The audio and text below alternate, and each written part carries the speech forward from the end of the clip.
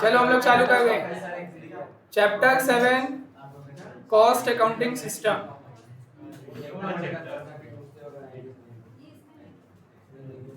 Cost accounting system मेरे को पहले बताएंगे अकाउंटिंग का मतलब क्या होता है। तो मैं पलाश को रिकॉर्ड कर रहा हूँ तो क्या अकाउंटिंग किस चीज को रिकॉर्ड करना। जितना भी ट्रांजैक्शन होगा तो उसको आपको रिकॉर्ड करना है। The process of recording each and every transaction is called accounting. ठीक है, सिर्फ रिकॉर्डिंग। सर अच्छा है ना चैप्टर? हाँ, और वेटेज क्या है? 5 से 8। कितना? 5 से 8। उधर ज्यादा दिमाग लगाना, इधर एकदम ज्यादा। चलो इधर देखेंगे। हाँ, अकाउंटिंग मतलब क्या है? सिर्फ recording of all the transactions. अच्छा, क्यों रिकॉर्ड करना है? थ्योरी में से पूछ सकता है ना, what is the importance of accounting, कुछ भी बोल देगा। क्यों रिकॉर्ड करना होता है?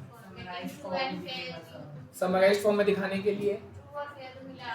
ठीक है, अपन रिकॉर्ड नहीं करेंगे तो पता कैसे चलेगा किससे लेना पैसा लेना। फॉर मतलब बैलेंस निकालने के लिए।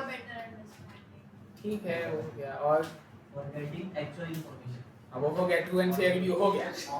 क्या बोले? मेरा सबसे फेवरेट है, आप ये लिखना, एकदम सही है, एकदम favourite, to replace human memory. हर चीज इंसान याद नहीं रख सकता। कितने ट्रांजैक्शन होते होंगे रिलायंस में, टाटा में, अगर कोई बंदा याद नहीं रख सकता तो हम लिख के रख लेते हैं ताकि हमको याद ना करना पड़े, है ना। हाँ, भगत भावेश ने भी यही बताया, क्योंकि मतलब पता कैसे चलेगा किससे कितना पैसा लेना है, किसको कितना देना है। तो मेमोरी हम सब चीज याद नहीं रख सकते, इसलिए अकाउंटिंग की जाती है लिखित में। और एक फेवरेट पॉइंट है to maintain a return proof. आपके पास प्रूफ होना चाहिए। अब पलाश ने यहाँ पे फीस दिया है कि नहीं दिया है, उसका क्या प्रूफ है ना। हाँ, वो तो है ना, लिखित में हर चीज होनी चाहिए, वो अकाउंटिंग का ही पार्ट है। हमने इसको रसीद फाड़ के दिया है, उसमें चंदू दीदी का या किसी का तो साइन है, पलाश का भी साइन है ना। तो दैट इज अ प्रूफ, वो अकाउंटिंग का ही पार्ट है ना। फिर हर दिन हम एक साथ बैठते हैं उसको स्क्रूटनी करने, जितना हिसाब आया, पैसा आया है, ठीक है, बस वही तो करना है। क्लास 11th का सब लॉजिक बता रहा हूं मैं आपको, बातचीत नहीं करो बीच में। हाँ चलो, इधर हो गया ध्रुव राठी, पढ़ेंगे। अब ऐसी एक्सप्रेशन किया।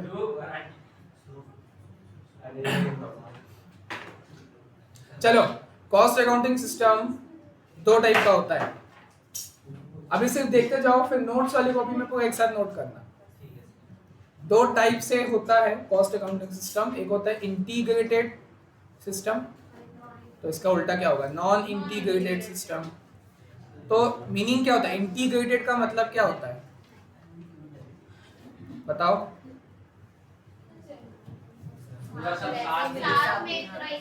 मतलब आपको 2 या 2 से जितने भी मतलब अलग अलग फील्ड्स है, आपको मिलाकर दिखाना है, इंटीग्रेशन करना है। चैप्टर था मैथ्स में, क्लास 12th में। इंटीग्रेशन, उसका आप गूगल कर लेना, डिक्शनरी में देखना। इंटीग्रेशन मतलब होता है कंबाइन करना। जितनी भी चीज़ें, मेरे पास 2 है, मेरे पास 10 है, मेरे पास 20 चीज़ें हैं अलग अलग, तो मुझे उसको कंबाइन करके कंसोलिडेशन पढ़े तो हो। कंसोलिडेशन मतलब क्या करते हो? You are integrating the holding financial statement of holding and subsidiary. यही करते हो ना, होल्डिंग का बैलेंस शीट दिया होता है, सब्सिडरी का बैलेंस शीट दिया होता है। आप करते हो, आप बनाते हो कंसोलिडेटेड बैलेंस शीट। मतलब क्या कर रहे हो? उसको इंटीग्रेट कर रहे हो, आपस में कंबाइन कर रहे हो, है ना। माइनॉरिटी इंटरेस्ट और क्या क्या निकालते हो, तो वो इंटीग्रेट ही कर रहे हो ना आप।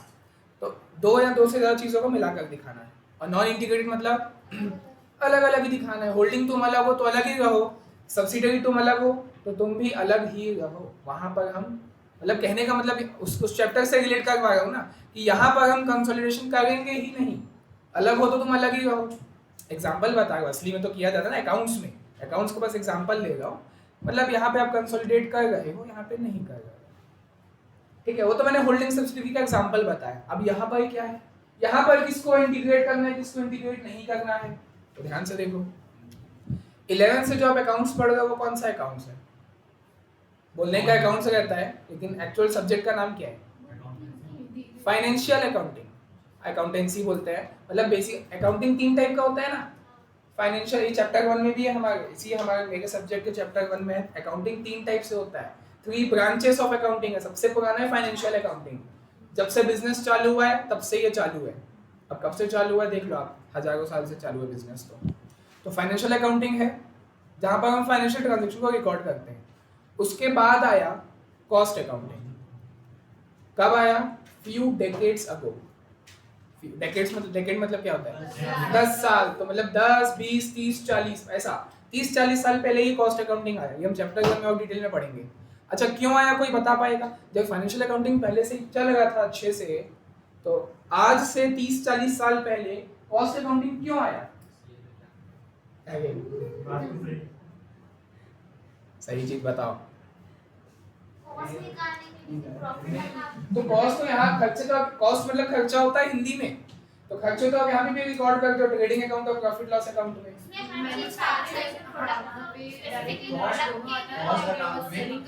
आराम से हाँ। तो मतलब ये वाइडल कॉन्सेप्ट हुआ ना, अच्छी बात। गुनगुन ने बोला कि यहाँ पर हर चीज आ जाती है, direct indirect, bad debts, provision for doubtful debts, यहाँ पर सब आ जाता है यहाँ पर। तो ठीक है ना, ये इसका वाइडल टर्म हुआ, अच्छी बात है। समझो अपने जो फाइनेंशियल अकाउंटिंग है वो अपना पीएनआर और बैलेंस शीट है, और कॉस्ट अकाउंटिंग पार्ट है लेजर है वो, है ना, जो सेपरेट करता है। जैसे कॉस्ट बस का बताते हैं कि कॉस्ट इसमें इतना है, इनडायरेक्ट वाला कर देते हैं, डायरेक्ट वाला कर, तो अपने को एनालिसिस करने में हेल्प होती है। बिल्कुल बिल्कुल। और डिटेल्ड स्ट्रक्चर पता चलता है कॉस्ट का। कॉस्ट को तो हम यहाँ रिकॉर्ड करते थे, ट्रेडिंग प्रॉफिट लॉस आप लोग बनाते थे, वहाँ खर्चे तो दिखाते थे डेबिट साइड में, तो उसको आपको और डिटेल्ड वे में जानना है एनालिसिस करने के लिए, इसलिए कॉस्ट अकाउंटिंग लाया गया। और क्यों लाया गया मतलब डिटेल आपको क्यों पहले नहीं करना था डिटेल एनालिसिस, कब करना पड़ा? हाँ बोलो बोलो। हाँ बिल्कुल, इससे स्ट्रक्चर कम कर सकते हैं अपन कि अपने को जब प्रॉपर पता रहेगा कि कहाँ अपना ज्यादा फंड यूटिलाइज हो रहा है तो वहाँ नहीं करना चाहिए, तो ऐसे करके कम कर सकते हैं। जब लार्ज स्केल मैन्युफैक्चरिंग कंपनीज बढ़ने लगी तब कॉस्ट अकाउंटिंग चालू हुआ। Large scale manufacturing company, large scale है ना, स्मॉल स्केल नहीं। मैन्युफैक्चरिंग कंपनीज, ट्रेडिंग नहीं तो होता है ना, एक ट्रेडिंग फर्म होता है, एक मैन्युफैक्चरिंग फर्म होता है।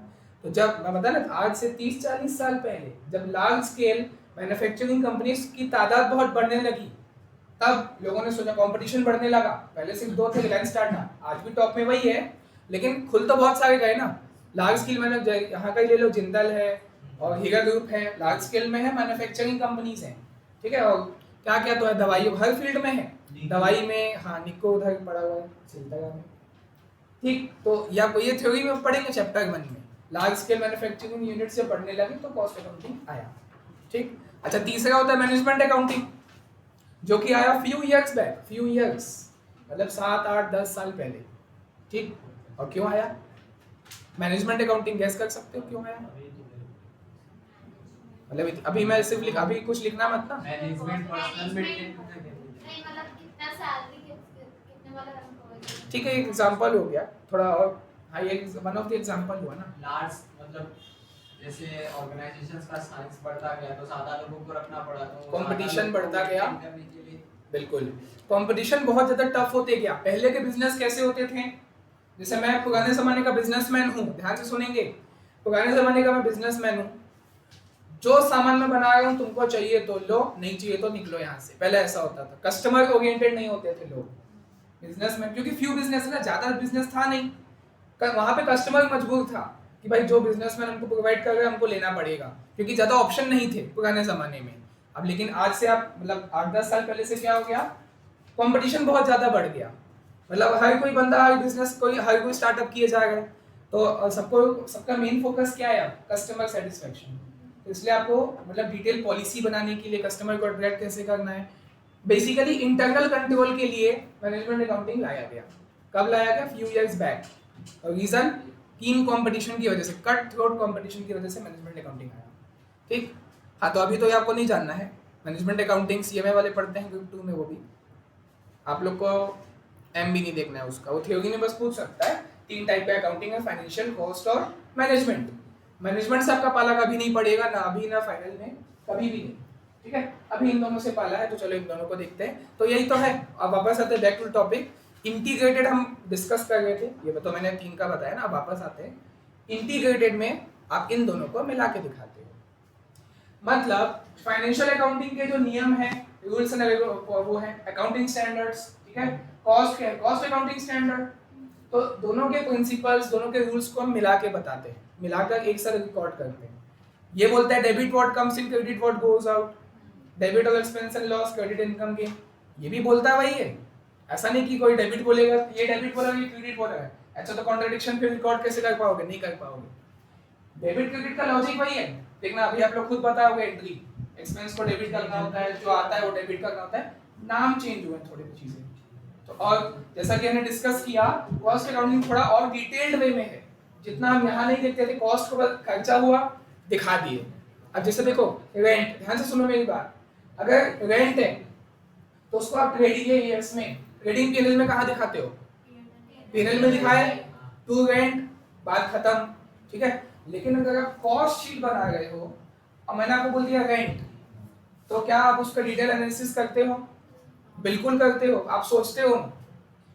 अब मुझे नहीं पता आप लोग, हाँ बिल्कुल, तीन ओवरहेड है ना, और डिटेल में भाई रेंट तो है, लेकिन कहाँ का? फैक्ट्री का है तो फैक्ट्री ओवरहेड में जाएगा, ऑफिस का है तो एडमिनिस्ट्रेशन ओवरहेड जनरल वाले में जाएगा, और शोरूम का है तो सेलिंग ओवरहेड में जाएगा, और डिटेल एनालिसिस किया जाता है। तो कहने का मतलब डेबिट क्रेडिट के नियम सेम है, वो कभी चेंज नहीं हो सकता, ना कभी होगा आगे जाके, ठीक है।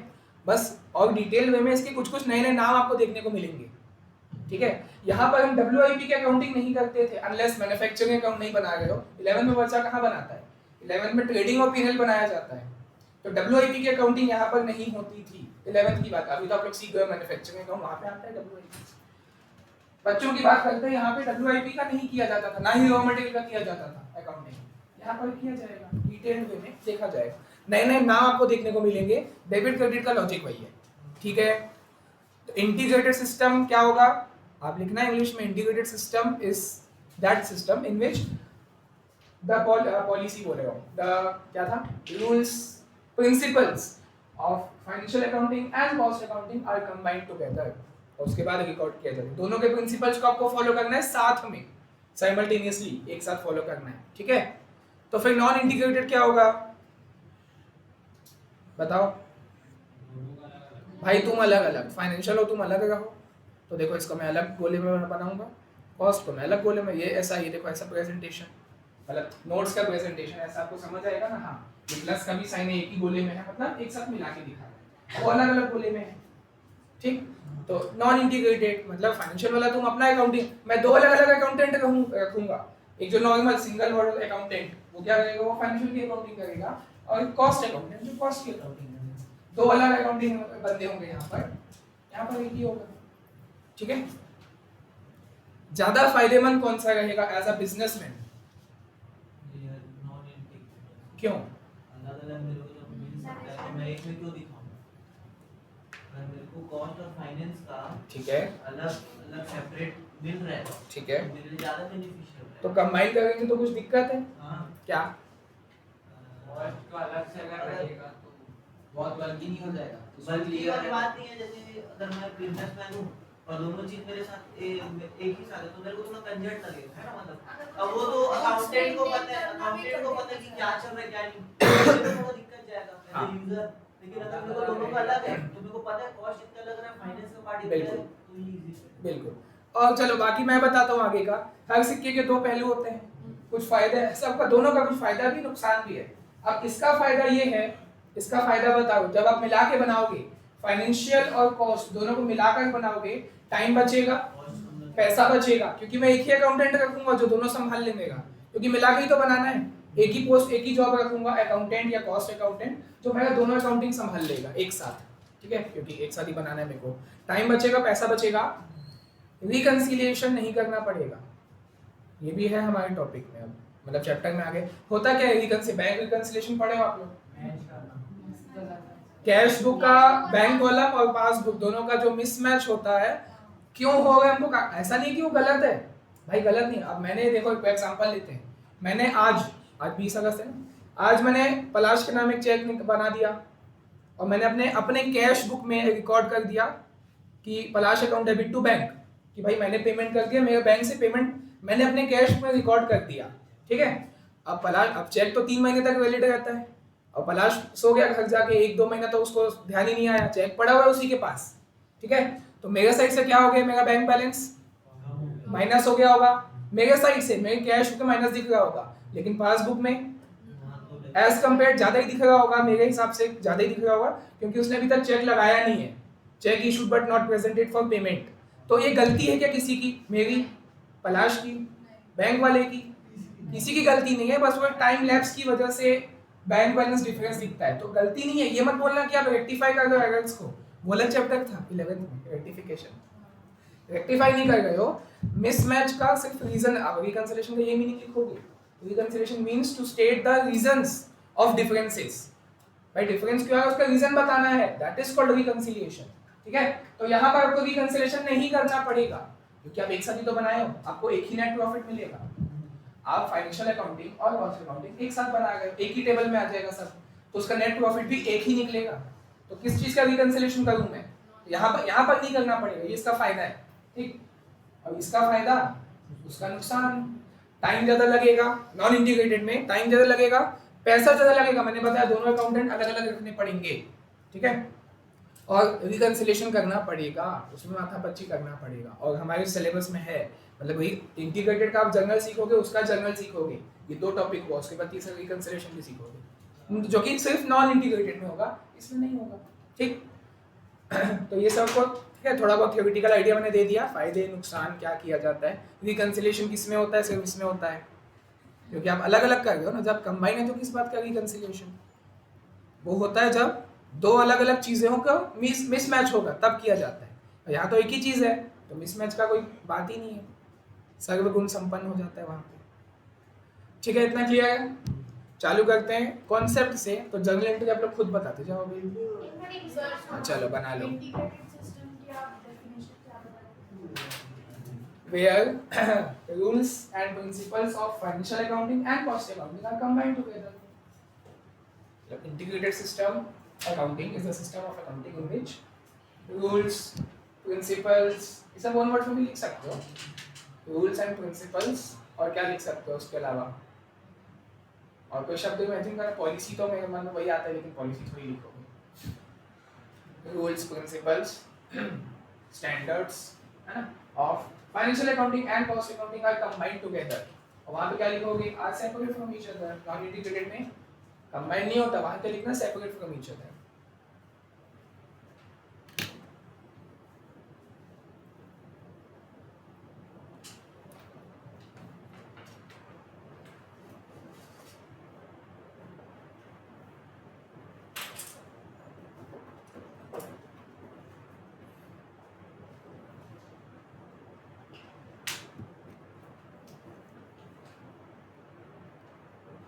हाँ, तो देखो तीन टॉपिक मैंने बता दिया क्या क्या करना है।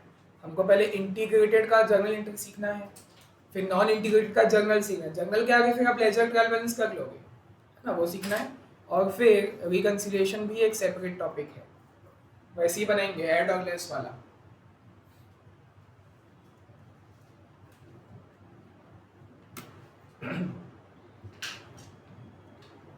हेलो, हाँ श्रेयांश,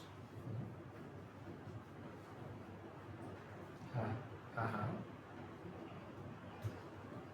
हाँ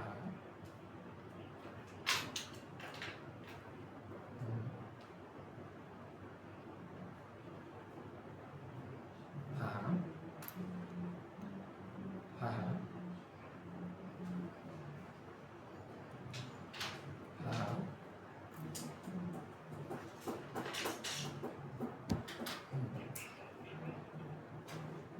अच्छा, तो 20, अच्छा कब से डेट में से?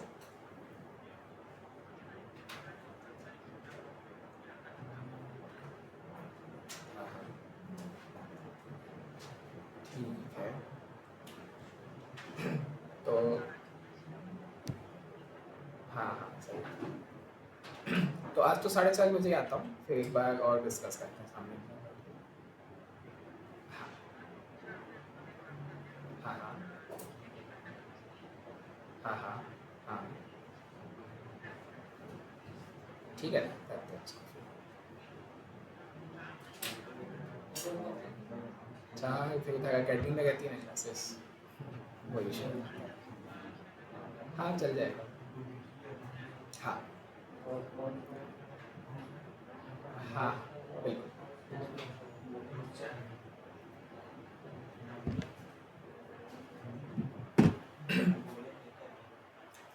हो गया, लिख लिए।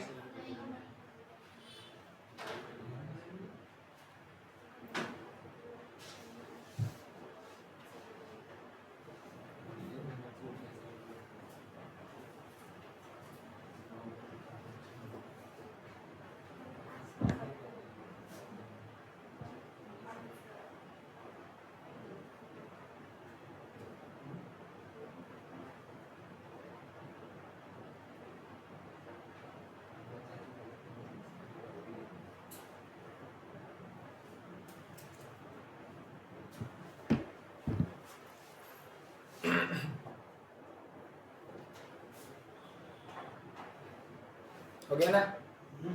चलो तो देखो पहले हम सीखेंगे नॉन इंटीग्रेटेड में कॉस्ट अकाउंटिंग की एंट्री, क्योंकि इसमें फाइनेंशियल का पूछेगा भी नहीं, वो आप जानते हो। रेंट पे किया, इसका बता रहा हूँ, रेंट पे किया, rent account debit to cash. Credit में सेल किया, debtor account debit to sale, ये पूछता ही नहीं है ना, तो आप क्लास 11 से बनाते आए हो। मतलब आपको एग्जाम में क्या बनाने बोलेगा, अगर एग्जाम में नॉन इंटीग्रेटेड आता है तो उसमें आपको नॉन इंटीग्रेटेड का मतलब क्या, कि आपको फाइनेंशियल का अलग बनाना है, कॉस्ट का अलग बनाना है। असली लाइफ में आपको एग्जाम में क्या बोलेगा, नॉन इंटीग्रेटेड के हिसाब से सिर्फ कॉस्ट अकाउंटिंग का बता दो, क्योंकि फाइनेंशियल तो बचपन से करते आए हो, समझ आ गया क्या बोलेगा। असली लाइफ में तो होगा फाइनेंशियल, अगर आप असली में बैठे हो किसी फर्म में तो आपका फाइनेंशियल अलग बुक्स ऑफ अकाउंट्स में होगा, कॉस्ट का अलग रजिस्टर होगा, अलग बुक्स ऑफ अकाउंट्स। एग्जाम में क्या आएगा, नॉन इंटीग्रेटेड में only and only cost accounts. वो समझ आया, क्योंकि फाइनेंशियल तो पता है आप लोग को, वो पूछता भी नहीं है, मतलब क्वेश्चन ही नहीं है, 0% चांस है उसका, है ना। और इंटीग्रेटेड तब हम मिला के सोचेंगे, तो पहले हम नॉन इंटीग्रेटेड समझते हैं, इंटीग्रेट खुद कर लोगे आप। फिर फाइनेंशियल का सीखे हुए हो, इसको मैं टिक लगा दिया, है ना।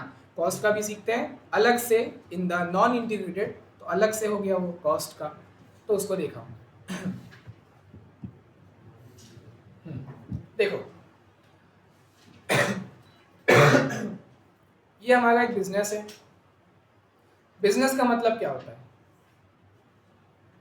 एक ऐसी एक्टिविटी करना जिससे अपन प्रॉफिट कमाना चाहते हैं और लीवर और उस एक्टिविटी में होता क्या, एक्चुअली में क्या होता है, दो चीज होता है। चलो हिंट, एक्टिविटी से दो काम होता है, ट्रेडिंग और ट्रेड सर्विसेज। हाँ मैन्युफैक्चरिंग बोलो या ट्रेड, दोनों में से कोई एक, एंड सेलिंग भी तो करोगे।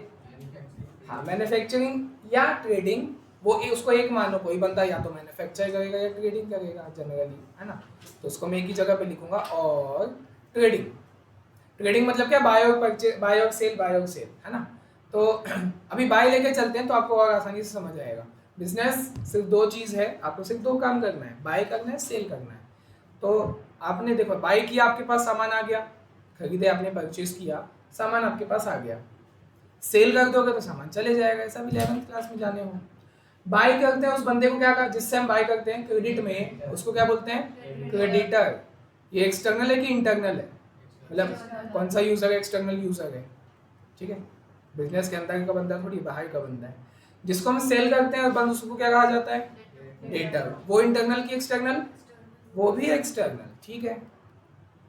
ये आप करते थे फाइनेंशियल अकाउंटिंग क्लास, ये तो 11 से करिए हो, ये फाइनेंशियल अकाउंटिंग था, ठीक है। फिर इसमें जो खर्चे लगते हैं, trading account, profit loss account में, वो भी दिखाते हो। मेन तो यही है ना, परचेस करो, सेल करो।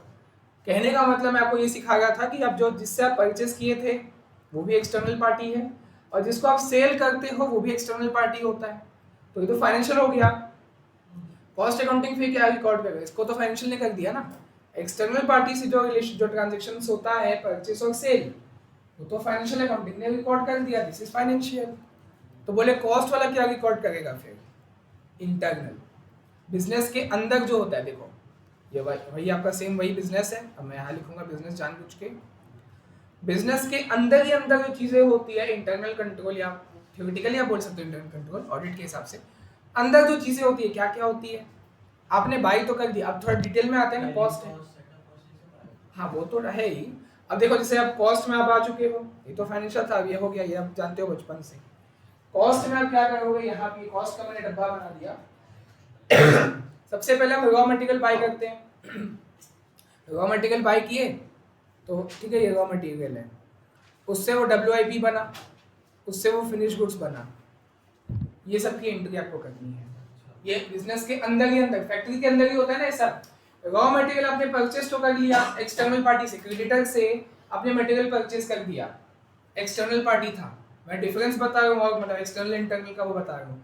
फाइनेंशियल अकाउंटिंग जो है एक्सटर्नल का पार्टी का ट्रांजैक्शन रिकॉर्ड करता है। क्रेडिटर से बाय किए, डेटा को सेल किए, ठीक है, क्रेडिटर से रॉ मटेरियल बाय किए, फिर मैन्युफैक्चर किए और डेटा को सेल किए ना, उसके अंदर का। अच्छा, क्लास 11 जैसे अगर कहीं भी पढ़े होगे, कोई यहाँ पे भी पढ़ा है, तो अमित सर ने सिखाया क्या कि क्लास 11th में कि रॉ मटेरियल से डब्ल्यूआईपी में कन्वर्ट करने की क्या एंट्री होगी, या डब्ल्यूआईपी से फिनिश गुड्स बन गया उसकी क्या एंट्री होगी। तो क्योंकि वो इंटरनल है ना, वो एक्सटर्नल का होता है फाइनेंशियल अकाउंटिंग में। कॉस्ट में क्या होगा, खाली इंटरनल, बाहर का रिलेशन पार्टी नहीं होगा। यहाँ पे बाहर के ट्रांजेक्शन नहीं आएंगे कि आपने क्रेडिटर से परचेज किया, डेटर को सेल किया, वो नहीं आएगा। समझ आ गया? जो अंदर ही अंदर चलता है रॉ मटेरियल से डब्ल्यूआईपी, और भी बहुत सारी चीजें, ये तो एक बस एग्जांपल है, मटेरियल का एग्जांपल है। मटेरियल से डब्ल्यूआईपी बनता है, डब्ल्यूआईपी से फिनिश गुड्स बनता है, इसको हमको रिकॉर्ड करना है कॉस्ट अकाउंटिंग में, इसकी एंट्रीज की जाएगी। समझ आ गया है? नहीं समझ आएगा तो ये सोच लेना कि कॉस्ट अकाउंटिंग जो है वो इंट्रोवर्ट है, बाहर से कोई रिलेशन नहीं है, अंदर ही अंदर चल गया उसका। ठीक।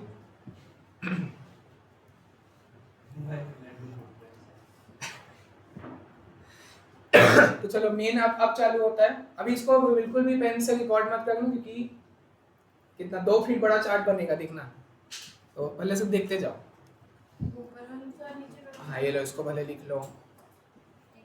इससे आपको ये पता चला कि जो एक्सटर्नल पार्टी ट्रांजैक्शन है वो फाइनेंशियल में दिखाए जाते हैं, तो कॉस्ट में क्या दिखाया जाता है, इंटरनल ट्रांजैक्शन, जैसे कि conversion of material into WIP, WIP into finish goods.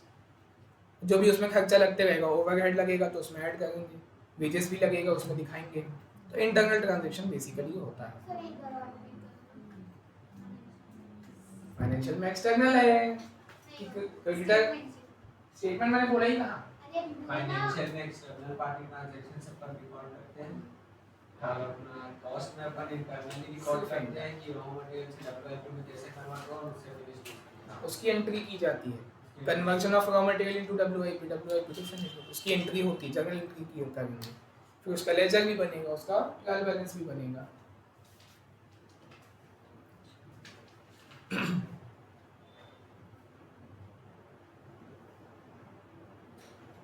अगर 3-2 जा रहे हो क्या आज?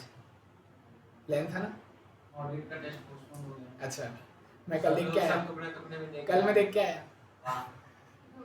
प्लान पे अरे तो खाली था मैं पूरा दिन कल। अकेले गए हो क्या आप? हाँ,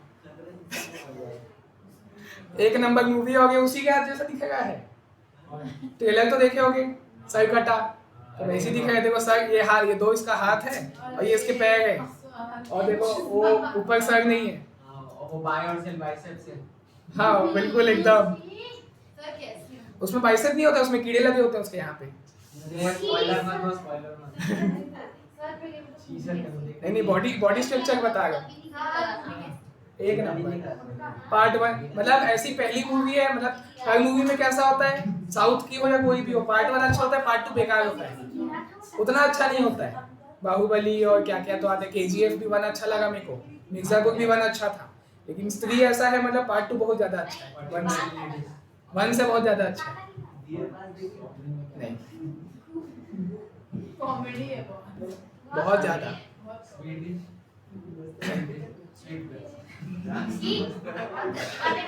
चलो चलो इधर, क्या बोल रहे हैं? ए कोई मीठा नहीं खाएगा। चलो चालू करते हैं। तो सामने देखेंगे फ्लो चार्ट बनाऊंगा, उसी से आपके सारे एंट्री क्लियर हो जाएगी। हम एंट्री किसकी सीख रहे हैं, नॉन इंटीग्रेटेड सिस्टम में कॉस्ट अकाउंटिंग की। पहले तो नॉन इंटीग्रेटेड मतलब क्या, फाइनेंशियल अलग कॉस्ट अलग। फाइनेंशियल अलग आप लोग 3-4 साल से जानते ही हो, 3 साल से तो जानते ही हो। और फाइनेंशियल का ना, इसमें हम कॉस्ट का सीख रहे हैं, सिर्फ कॉस्ट का। तो उसके लिए मैं फ्लो चार्ट बना रहा हूँ, ध्यान से समझना। तो अभी 2 मिनट पहले मैंने क्या बताया, कॉस्ट जो भी है, कॉस्ट अकाउंटिंग जो है, क्या वो एक्सटर्नल पार्टी ट्रांजैक्शन रिकॉर्ड करता है? मतलब क्रेडिटर से खरीदा, मतलब क्रेडिटर से पहले खरीदा, फिर बाद में उसको कैश पे किया, ठीक है, फिर इधर क्रेडिटर को सेल किया, बाद में उससे कैश ले लिया, तो इसकी रिकॉर्डिंग नहीं होती है। मतलब किस किस का, देखो नॉर्मली क्रेडिटर से अगर आप परचेस कर रहे हो तो purchase account debit to creditor, ये आप नहीं करोगे। इन फ्यूचर आप इसको पे करोगे तो creditor account debit to cash bank हो जाएगा, उसको भी हम रिकॉर्ड नहीं करेंगे। ठीक है, हाँ बिल्कुल। क्रेडिट क्या होगा, कैश तो हम नहीं करेंगे, कैश तो हम एक्सटर्नल पार्टी को देते हैं, खुद को तो कैश देते नहीं हैं। हाँ तो बता ना, मैं बताऊंगा, वो आप कैश नहीं करोगे अभी। तो हाँ, और इससे डेटा क्या होता है, डेटा टू सेल, ठीक है। और फिर जब पैसा मिलेगा तो cash bank account debit to debtor.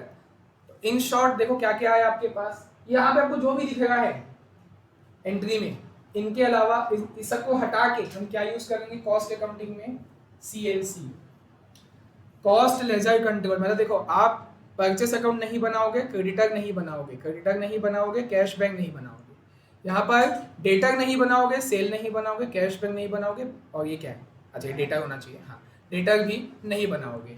इन सब की जगह कितना आ गया, 4-5 चीजें आ गई। इन सब की जगह सिर्फ एक चीज यूज होगी, CLC, cost ledger control, CLC. आप लोग फुल फॉर्म लिखोगे ऑब्वियसली, मैं अभी यहाँ पे सीएलसी लिखूंगा। तो मतलब देखो इसका बहुत वाइडर कंसेप्ट हो गया ना।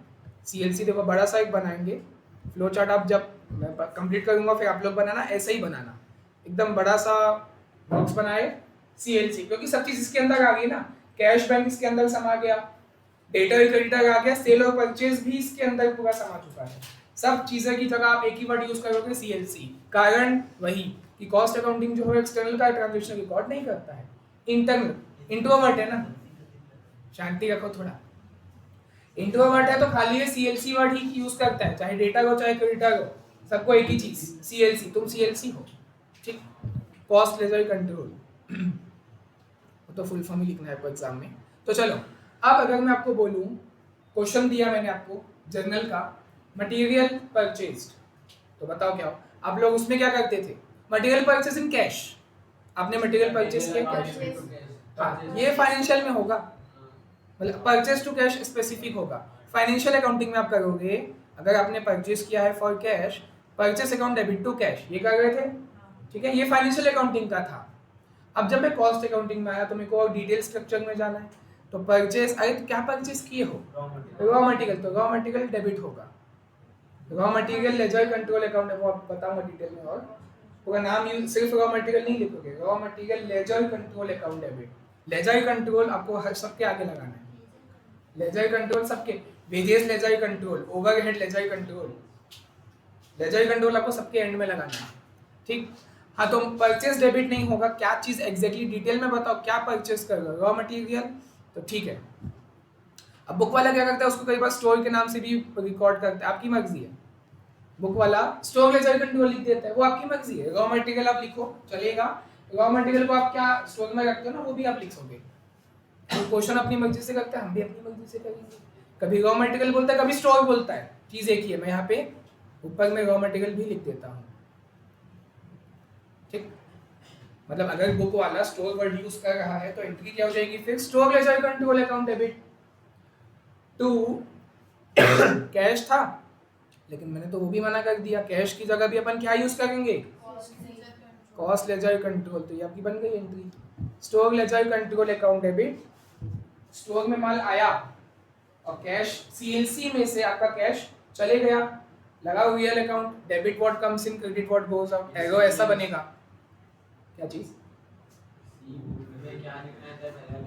सीएलसी वो है, मतलब इसका full form cost ledger control, इसका नाम है कॉस्ट लेजर कंट्रोल।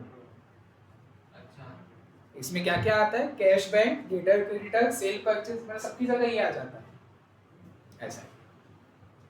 तो मतलब आपको कैश वर्ड यूज नहीं करना, आपने पेमेंट किया कैश तो टू कैश करते हो ना, तो वो टू कैश की जगह आपको टू सीएलसी करना है, कॉस्ट लेजर कंट्रोल, ठीक है। अभी सिर्फ देखते जाओ, कुछ लिखना नहीं है। हाँ तो देखो एक टाइप से रियल अकाउंट ही तो लगा।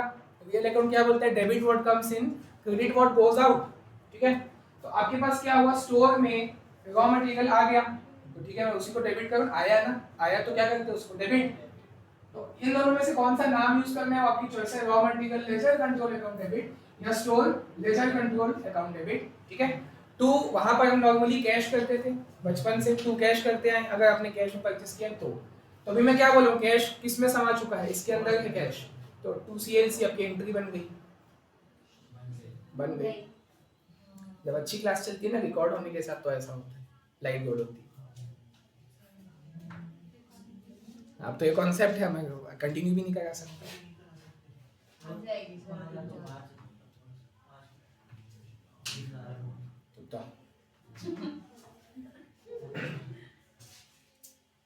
हाँ, तो एंट्री तो देखो बुक में मैं एंट्री नहीं लिखूंगा, तो फ्लो चार्ट बनवाऊंगा, उसी से आपको याद हो जाएगा। एग्जाम के एक दिन पहले सिर्फ फ्लो चार्ट देख के जाएंगे, एंट्री तो क्या बुक में लिखी हुई है, आपको याद भी हो जाएगी अपने आप। एंट्री अभी खुद आप लोग ही बताओ, मैं थोड़ी बताऊंगा। फ्लो चार्ट बनाऊंगा, एंट्री आप खुद, debit what comes in, credit what goes out. Real account लगेगा हर जगह।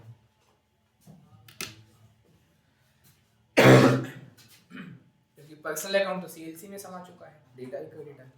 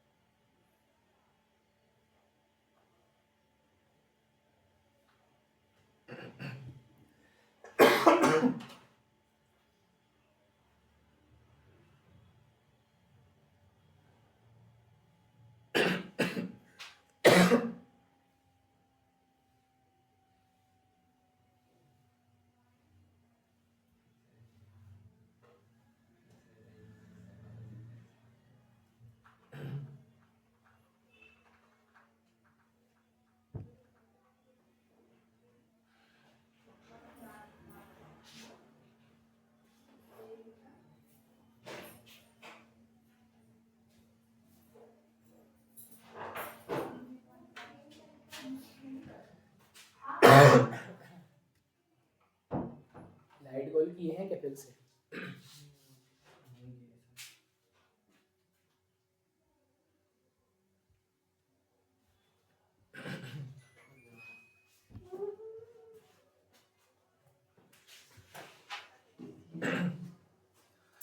चालू कर दो प्रोजेक्टर। पहले वो वाला बटन, स्विच वाला आगे स्विच। तुरंत चालू नहीं होता ना वैसे फिर।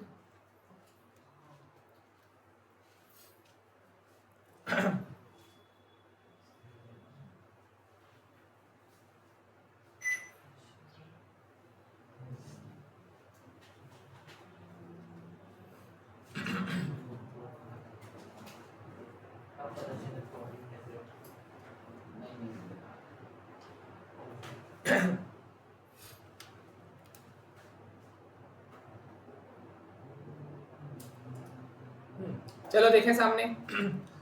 तो क्वेश्चन मैंने क्या बताया था, raw material purchased in cash. तो नॉर्मली आप करते हैं फाइनेंशियल अकाउंटिंग के हिसाब से परचेज टू कैश। परचेज की जगह हमको यूज करना है स्टोर। क्या परचेज किया? मटेरियल ना, रॉ मटेरियल। इसलिए stock ledger control account debit, और टू कैश की जगह क्या यूज करेंगे? सीएलसी। ठीक है, डेटा क्रेडिटर कैश बैंक की सबकी जगह सीएलसी। जो भी एक्सटर्नल वाली चीजें थी, कैश तो एक्सटर्नल को ही देते हो ना, इंटरनल एक जेब से कैश निकाले दूसरे जेब में रख दिए, वो इंटरनल है, तो उसकी ट्रांजैक्शन थोड़ी होगा, एंट्री थोड़ी होगी।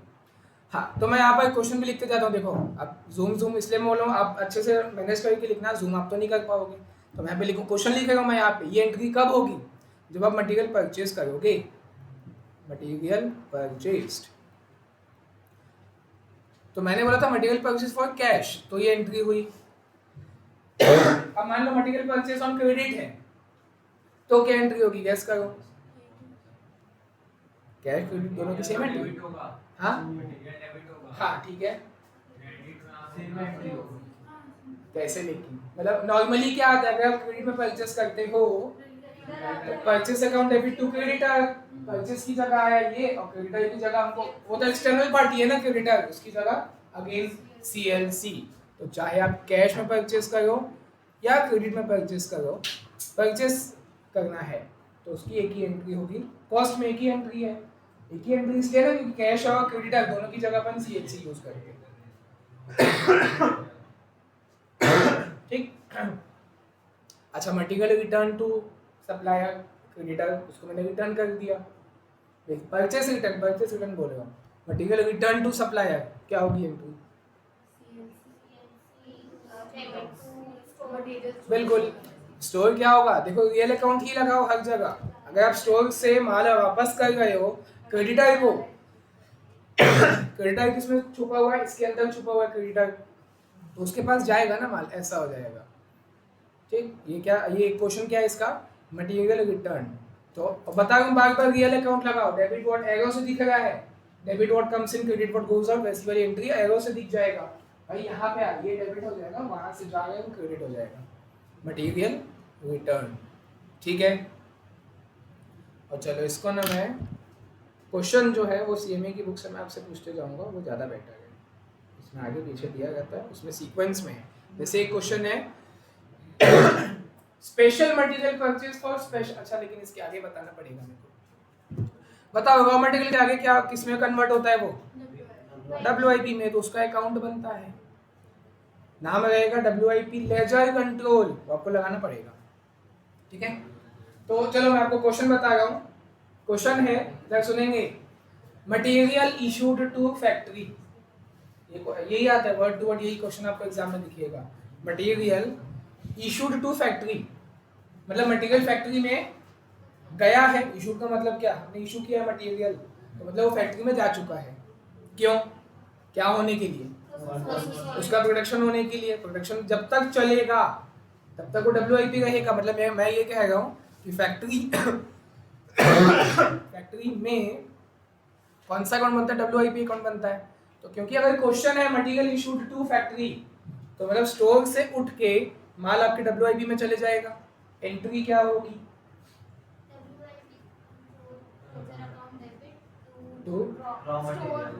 स्टोर, अगर स्टोर हम बोल रहे हैं, चलो स्टोर ही लेके चलते हैं एक ही को, तो स्टोर लेजर कंट्रोल, इसकी एंट्री होगी WIP ledger control account debit, क्योंकि वहां पे माल आया है, टू स्टोर लेजर कंट्रोल, क्योंकि वहां से गया है, तो रियल अकाउंट ही है और कुछ इसके अलावा दिखेगा नहीं।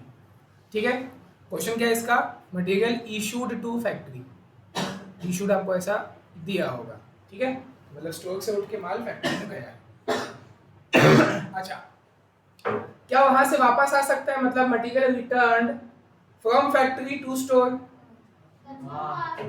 अगर बचा हुआ है तो बिल्कुल आ सकता है, तो ऐसा पॉसिबल है, मटेरियल रिटर्न टू स्टोर, ऐसा लिखा, वो क्वेश्चन में लिखा है रिटर्न टू स्टोर लिखा रहेगा, मतलब स्टोर में माल वापस आया है, कहाँ से, फैक्ट्री से, क्योंकि हमने इशू कर चुका होगा। हाँ, एंट्री क्या होगी, ठीक है, इतना समझ आया।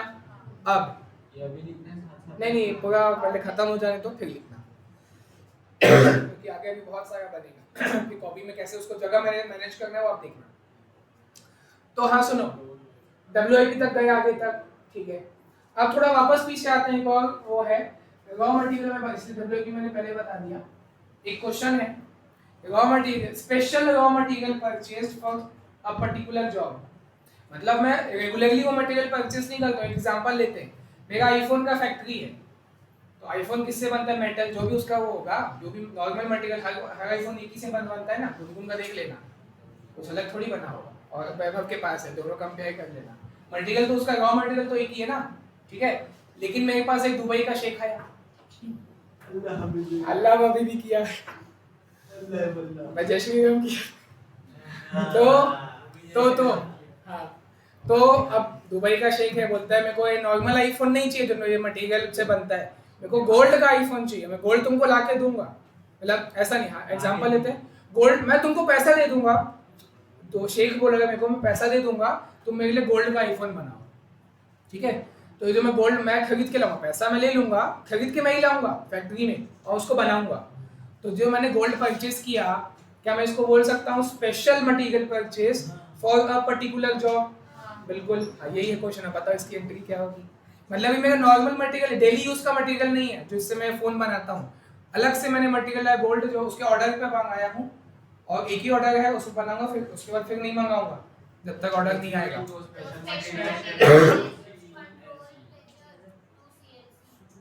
स्पेशल मटेरियल डेबिट आप बोले, आप क्या बोले? गलत। प्रैक्टिकल लॉजिक लगाओ। आप आईफोन जो के उसका नाम फैक्ट्री, रहेगा वही लिख देंगे। नाम तो गोल्ड है वैसे, लेकिन गोल्ड नहीं। आप एक वो हो, क्या बोलते हैं, आप मेरी जगह हो, आईफोन की फैक्ट्री हो आपकी, है आपकी, आपने गोल्ड परचेज किया है, मतलब इन्वेस्टमेंट के लिए नहीं, अपना ज्वेलरी बनाने के लिए नहीं, अपने मटेरियल में मतलब सामान बनाने के लिए। स्टोर में उसको क्यों रखोगे आप? वो तो नॉर्मल मटेरियल है, अगर वो चोरी भी हो जाएगा तो कोई फर्क नहीं पड़ता, लेकिन ये गोल्ड है, स्पेशल मटेरियल है, गोल्ड है। जैसे ही वो आपके पास आएगा तुरंत आप उसको फैक्ट्री में, मतलब उसको फैक्ट्री में उतारोगे सीधा, आप अपने स्टोर में नहीं, उसको स्टोर की शक्ल नहीं देखेंगे, वो तुरंत WIP account debit to CLC। अगर आप स्पेशल मटेरियल परचेस कर रहे हो for a particular work order, सीधा फैक्ट्री में उसको इशू कर दिया जाएगा, वो स्टोर में आएगा ही नहीं। ठीक है, गोल्ड डेबिट नहीं होगा, स्पेशल मटेरियल डेबिट नहीं होगा। प्रैक्टिकल लॉजिक लगाओ ना, आपने एक ही बार मटेरियल ऊपर, और कीमती, इसलिए गोल्ड का एग्जांपल लिया, कीमती भी तो होता है वो, वैल्यू, उसकी वैल्यू ज्यादा होती है। तो आप उसको वेट नहीं कर पाओगे, स्टोर में नहीं रखोगे, opening stock, closing stock, store में उसको पता ही नहीं रहेगा। गोल्ड, अगर आप एक गोल्ड हो, आपको पता ही नहीं रहेगा स्टोर कहाँ है, आपको सीधा फैक्ट्री में भेजा जाएगा, प्रोडक्शन आपका चालू कर दिया जाएगा सीधा। चलो, तो एंट्री होगी WIP ledger control account debit to CLC। Clear है इतना? ये किस चीज का ट्रांजैक्शन है? स्पेशल मटेरियल परचेस्ड, है ना। ऐसे ऊपर, ऐसे पूरा जगह मैनेज करना, ऊपर वाला का एरो बन जाए वैसी जगह बनाना आप लोग। Special material purchase for a particular job, ठीक। हाँ हाँ हाँ, तो उल्टा हो जाएगा, ठीक है। और अब देखो सीक्वेंस में चलते हैं, मैं CME की बुक से निकालता हूँ, उसमें बढ़िया है।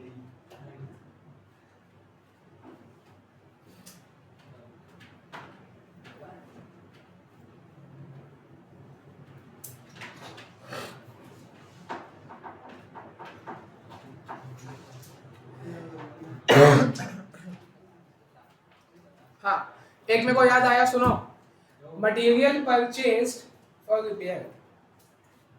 आपने मटेरियल परचेज किया फॉर रिपेयर, कुछ नहीं बोला। ये भी वही WIP आप लोग कॉस्ट शीट भूल गए। अगर आप लोग रिपेयर, कॉस्ट शीट बोलने का नाम था factory overhead ledger control debit to CLC। तो किस पर्पस के लिए? रिपेयर के लिए ना। सुनो सुनो, हाँ फैक्ट्री में जाएगा, और अरे चलो ऋषिका पूछती थी कौन सा रिपेयर, कॉस्ट शीट का मैं आपको क्वेश्चन दूंगा, रिपेयर खाली एक ही वर्ड है रिपेयर, तो पूछोगे क्या इन्विजिलेटर से कौन सा overhead? By default factory overhead होता है, ठीक है। तो अब मेरे को फिर ओवरहेड का एक अलग डब्बा बनाऊंगा, यहाँ पर फैक्ट्री ओवरहेड, मतलब इसका अकाउंट ओपन होगा, इसकी एंट्री की जाएगी, factory overhead ledger control account debit to CLC। कब? जब आपने मटेरियल परचेज किया होगा, तो उसको स्टोर में थोड़ी ले जाओगे, रिपेयर के लिए मंगाओ, जाओ रिपेयर करो, फैक्ट्री में करो रिपेयर, तो फैक्ट्री ओवरहेड अकाउंट डेबिट, ठीक है, to CLC, material purchase for repair, ठीक है। अब निकाल लेते हैं cost book keeping 247।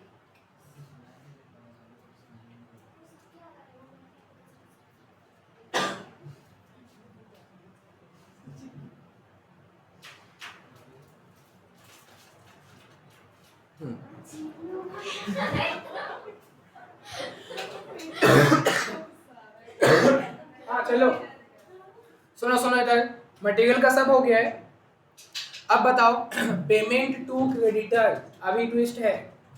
Payment to creditor आप लोग फाइनेंशियल अकाउंटिंग में क्या एंट्री मारते हो? Creditor account debit to cash. अब आओ कॉस्ट अकाउंटिंग में क्रेडिटर की जगह क्या यूज करते हैं? कैश की जगह करना सीएलसी टू सीएलसी। नहीं, एंट्री नहीं करनी। नो एंट्री, बिल्कुल। Cash paid to creditor. Normal entry financial accounting में क्या होती है? Creditor account debit to cash, ठीक है। तो हम तो दोनों की जगह सीएलसी यूज कर रहे हैं, क्रेडिटर भी उसकी जगह भी सीएलसी, कैश की जगह भी सीएलसी, मतलब हमने सीएलसी से निकाल के सीएलसी को ही दे दिया, तो एंट्री करना ही नहीं है। बिल्कुल जहाँ जहाँ पे CNC और मतलब देखा जाए तो रॉ मटेरियल डेवलपर तो फिर उसमें ही एंट्री एकदम परफेक्ट। हाँ एकदम, जो क्या बोलना चाहिए, मेन कॉस्ट अकाउंटिंग की एंट्री यही है। मटेरियल नहीं, उसके अलावा बीच में वेजेस भी आएगा, वेजेस के लिए बीच में जगह छोड़ा हूँ, है ना, वेजेस आएगा, फैक्ट्री ओवरहेड आएगा, कॉस्ट शीट का सीक्वेंस भी लगेगा यहाँ पे। कॉस्ट ऑफ गुड्स देखो, एंट्री से आप निकालोगे cost of goods sold, cost of sale, उसकी भी एंट्री होगी, कॉस्ट शीट का भी ये बाकी ओवर होती है फैक्ट्री आएगा, फैक्ट्री का इलेक्ट्रिसिटी और पेमेंट सब फैक्ट्री में जाएगा। हाँ कोई कुछ बोल रहे हैं? ये अपने CNC जो अमाउंट है उसमें क्या क्या इंक्लूडेड रहता है? Cash bank, data creditor. Cash bank तो ऑलमोस्ट एक ही, वही कैश बैंक एक ही हो जाता है ना पेमेंट करते टाइम, और डेटा क्रेडिटर। ठीक है, चलो फिर ये तो मैंने बता दिया, फिर से पूछता हूँ, चलो बिना देखे बताओ, फिर से पूछता हूँ, ये पहले बता चुके हो आप लोग। Material issued to factory, material issue to factory WIP ledger control to stock ledger control. Store ledger, ठीक है, इशू हो गया। अच्छा ये कौन सा रहेगा पता है? देखो मैं यहाँ पे एक और चीज लिखता हूँ, सिर्फ इशू लिखा था मैंने, यहाँ देखोगे, सुनो सामने देखो सब लोग, सिर्फ इशू बोला था मैंने, लेकिन इशू किस चीज का? कौन सा मटेरियल? दो टाइप का होता है रॉ मटेरियल। मटेरियल, दो टाइप का होता है। हाँ, तो ये जो था ये था डायरेक्ट वाला, मैं लिखूंगा इशू ऑफ डायरेक्ट मटेरियल, तो क्योंकि वो प्रोडक्शन में जाएगा ना, वो WIP में एब्जॉर्ब हो जाएगा। इशू ऑफ डायरेक्ट मटेरियल जो है, डायरेक्ट मतलब क्या, रिलेटेड टू प्रोडक्शन, जो कि फैक्ट्री में, तो उसको आप WIP में दिखाओ, ठीक है। लेकिन अगर आप क्वेश्चन बोला इशू ऑफ इनडायरेक्ट मटेरियल, उसकी एंट्री क्या होगी? फिर वो WIP में तो नहीं आएगा, फैक्ट्री ओवरहेड में जाएगा, क्योंकि वो इनडायरेक्ट है। इनडायरेक्ट को अपन क्या बोलते हैं कॉस्ट में? जितना भी इनडायरेक्ट मटेरियल है, इनडायरेक्ट लेबर है और इनडायरेक्ट अदर एक्सपेंस है, सब किस में जाते हैं? ओवरहेड में जाते हैं। कुछ नहीं बोलेगा तो बाय डिफॉल्ट फैक्ट्री ओवरहेड, ठीक है। तो मैं यहाँ से फिर एक और लाइन खींच के बना देता हूँ, जिसका मैं लाइन क्या लिखेंगे हम लोग? Issued indirect material, issue of indirect material. तो चीजें बहुत सारी हैं, इसलिए मैं बोलूँ पहले देखना, फिर अच्छे से बनाना कॉपी में। इशू ऑफ इनडायरेक्ट मटेरियल, ठीक है, क्लियर है ये? मटेरियल तो है लेकिन डायरेक्ट है, तो वो फैक्ट्री में जाएगा प्रोडक्शन के लिए, तो WIP डेबिट होगा। इनडायरेक्ट है तो वो फैक्ट्री ओवरहेड में जाएगा, ठीक है।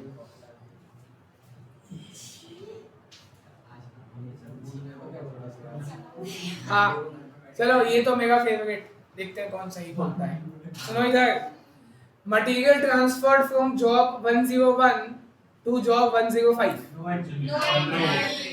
एक जेब से दूसरे जेब में डालते ठीक है, कोई एंट्री नहीं। अरे तो जेब 1 टू जेब 2 नहीं करोगे? नहीं करेंगे, हाँ नहीं करेंगे ना।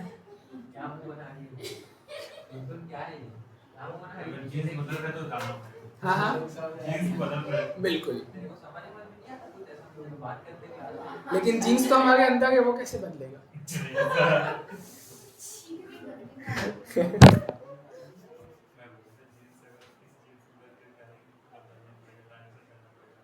जीन्स तो हमारे अंदर है।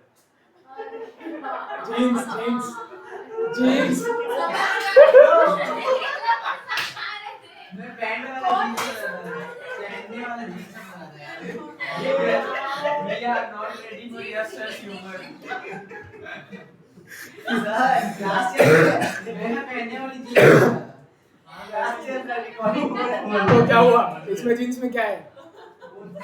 समझ गए अगर वो अलग रहता है अरे वो नूतन सुर्खी ऊपर वाला कौन सा वो पुरानो के अंदर में अरे ये लोग और कहीं जा रहे हैं। चलो भाई, बहुत सारा पेमेंट ऑफ वेजेस, मटेरियल को खत्म हो चुका है। पेमेंट ऑफ वेजेस बताएं। Payment of wages direct expense नहीं, फैक्ट्री फैक्ट्री और और debit to CLC wages factory में पॉकेट होता अरे है। नहीं डायरेक्ट एक्सपेंस होता है डायरेक्ट सही तो बोला है स्टोर नहीं। ये सुन नहीं रहे।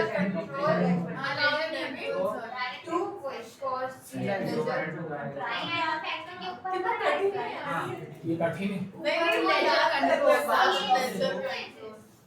देखो दोस्त दुनिया में कुछ भी नहीं पता है जो पर रिपेयर उसको फैक्ट्री वाले में डाल देंगे हाँ, ठीक है तो वेजेस को कर दे डायरेक्ट क्योंकि ये तीन अलग अलग चीजें होती है। डायरेक्ट मटेरियल अलग होता है, डायरेक्ट वेजेस अलग होता है, डायरेक्ट एक्सपेंस अलग होता है, प्राइम कॉस्ट तब बारे में। जिसका इंडिविजुअल आइडेंटिटी है बिल्कुल उसको अलग से करेंगे बिल्कुल। रिपेयर हो गया रेंट हो गया हाँ, ये किसी इसका अलग से वो नहीं होता। रेंट हो गया मान लो अपने को रिलेटेड दिया हुआ है ना तो जैसे फैक्ट्री से तो फैक्ट्री को रेंट बिल्कुल तो बिल्कुल 2CLC। सुनो, आपने वेजेस पे किया है अगले लोग, फैक्ट्री ओवरहेड में डाला हुआ वेजेस को कब डाले हो? वेजेस को हम अलग से दिखाते हैं, कॉस्ट शीट में सेकंड खर्चा होता है। सबसे इंडायरेक्ट होगा तब आएगा ना, रुको ना, वेट करो ना, उसका तो वेट करो, बातचीत नहीं। कॉस्ट शीट भी सबको आपको साथ में लेके चलना है। कॉस्ट शीट बचपन का real account debit credit, cost sheet में मटेरियल आता है, उसका पूरा तामझाम हो चुका है। और वेजेस का तो अलग से लिखते हो ना उसको कॉस्ट शीट में, तो वेजेस का अकाउंट खुलेगा, उसकी अलग से एंट्री होगी। आप लोग फैक्ट्री ओवरहेड में डाल गए हो wages to CLC wages to CLC। ये किसका मतलब क्वेश्चन क्या था इसका? Wages paid. तो अब आओ नीचे एक एग्जांपल लेते हैं, वेजेस पेड। एंट्री आप लोग जान गए, wages ledger control account debit to CLC। तो वेजेस पेड था मान लो 50,000। ये आपको क्वेश्चन में देगा। फिर आपको देखो अलग अलग ऐसे बहुत सारे पॉइंट्स हो। जनरल का क्वेश्चन कैसे आता है आप लोग जानते हो, तो पूरा ऊपर से नीचे तक पहले छाट लेना। अब मान लो इससे 3 पॉइंट नीचे मेरे को पता चला, यहाँ पर दिया हुआ है कि 30% of the wages paid was direct outstanding. जाओ भाई खड़े हो, हाँ बताओ। तो बस 30% का अमाउंट निकालेंगे, उससे एंट्री होगा, बाकी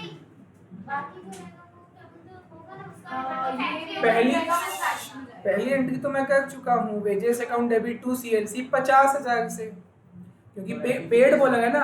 अब चाहे डायरेक्ट वाला आप पे करो चाहे इनडायरेक्ट वाला पे करो, पेमेंट की एंट्री तो एक ही होती है। ध्यान से सुनेंगे सब लोग फिर से, चाहे आप इनडायरेक्ट वेजेस पे करो चाहे डायरेक्ट वेजेस पे करो, दोनों में कॉमन क्या है? Wages paid. तो पे करने की एंट्री एक ही होगी। 50,000 टोटल अमाउंट आपने वेजेस पे किया है, जिसका 30% डायरेक्ट है, तो बचा 70% इनडायरेक्ट होगा। लेकिन सबसे पहले पेमेंट की एंट्री करना है आप लोग को, और वो कैसे करना है? तो वो कैसे होगी? ऐसा नहीं कर सकते, डायरेक्ट वाला है वेजेस टू CLC करेंगे 30% हाँ। अमाउंट से बस, हाँ। और बाकी जो बचा होगा वो फैक्ट्री ओवरहेड टू CLC। तो उसको आप पे नहीं करोगे। आपने फैक्ट्री ओवरहेड में दिखा दिया, सही किया, वो भी वही करेंगे, मैं भी वही करूंगा, लेकिन उसको आप पे नहीं किए होगे क्या? जेब से पैसा गया होगा कि नहीं? तो वो तो दिखाना पड़ेगा ना 2CLC। करेंगे तो उसमें पेमेंट नहीं होगा, वो पेमेंट काउंट नहीं होगा। अरे मतलब वही होना है, लेकिन जो कॉस्ट की भाषा वही करना पड़ेगा, कुछ और एग्जाम में नंबर इसलिए बोलता हूँ मैं एग्जाम में नंबर चाहिए, जो करके मिला वो से। बस यही बोलता हूँ। 35 होगा ना? ये लो, WIP का अकाउंट है जो हमने बनाया है। डायरेक्ट वाला यहाँ पे गया है। अब सुनो इधर, डायरेक्ट वेजेस क्या होता है, उसका मीनिंग क्या है? जो कि मैन्युफैक्चर कहाँ पे होता है और फैक्ट्री में क्या बनता है? अकाउंट फैक्ट्री में WIP अकाउंट बनता है।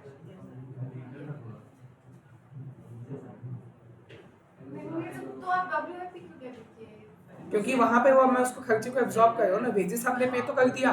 अच्छा एक चीज और सीखोगे बचपन में कि कोई भी नॉमिनल अकाउंट का ओपनिंग क्लोजिंग बैलेंस नहीं होता है। नॉमिनल मतलब क्या होता है, एक्सपेंसेस और अनलेस एंड अनटिल आउटस्टैंडिंग हो। अभी आउटस्टैंडिंग प्रीपेड को साइड रखो, कोई भी नॉमिनल अकाउंट हो तो आपको पूरे से क्लोज करना होता है। बहुत बार आपने ये चीज एंट्री की होगी, डिबेंचर है अभी चैप्टर फाउंडेशन में पढ़े हो डिबेंचर? नहीं पढ़े हो तो उसमें interest on debenture, interest on debenture पे करते थे, बिना बोले उसको राइट ऑफ करते थे, स्टेटमेंट ऑफ पिनल में दिखाते थे।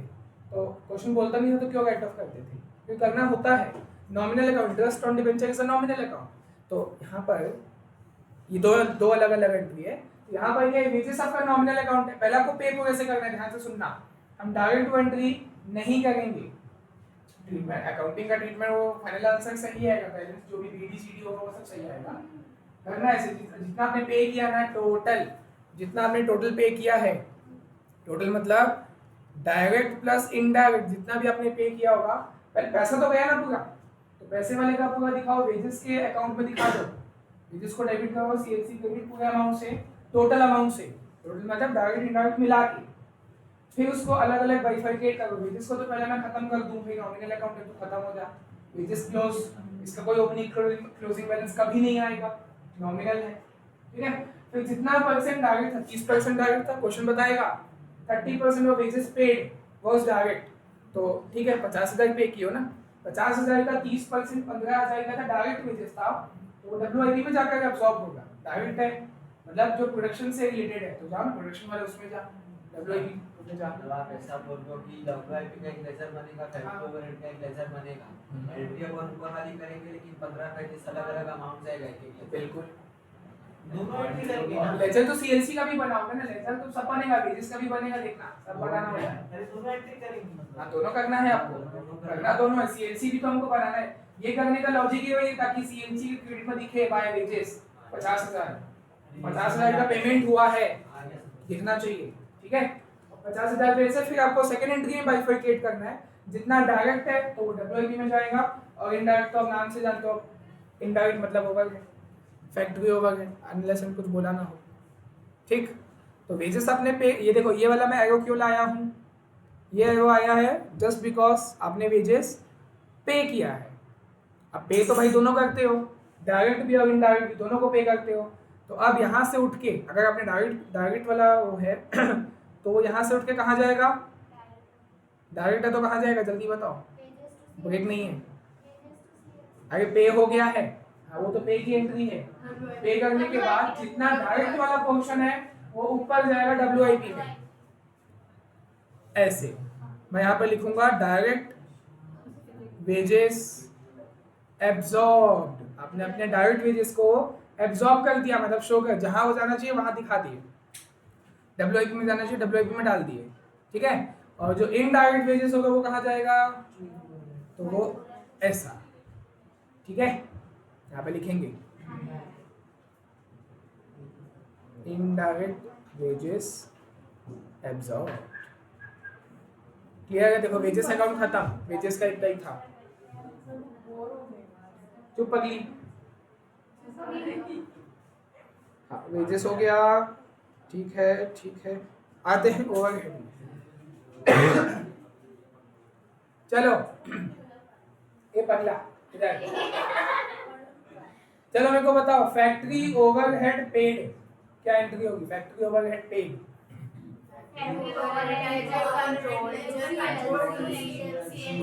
तीसरी बार ये एंट्री हो रही है फिर से, है ना, ये एक और दो तो पहले ही, जब तीसरी बार फिर से आ गई फैक्ट्री ओवरहेड पेड, ठीक है। मतलब अपने रेंट, फैक्ट्री में रेंट का पेमेंट किया, फैक्ट्री में जो भी लाइटिंग है, सुपरवाइजर का सैलरी है, डेप्रिसिएशन का पेमेंट नहीं होता, नॉन कैश, जितना भी फैक्ट्री का खर्चा वो आपने पे किया वो एंट्री हो जाएगी factory overhead ledger control account debit to CLC, ठीक। मतलब ऐसे गिने चुने एंट्री रहता है। सर फैक्ट्री ओवरहेड में जितनी चीजें आती हैं, किसी का भी खर्चा करें अपन को इतना फैक्ट्री ओवरहेड टू सीएलसी, बिल्कुल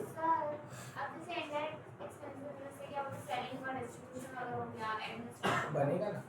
फैक्ट्री ओवरहेड के बाद अगर मान लो आपने एडमिनिस्ट्रेशन ओवरहेड पे किया, चलो बताओ।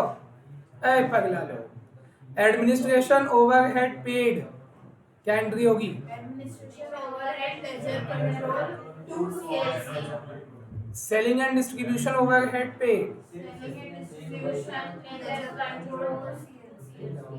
ठीक।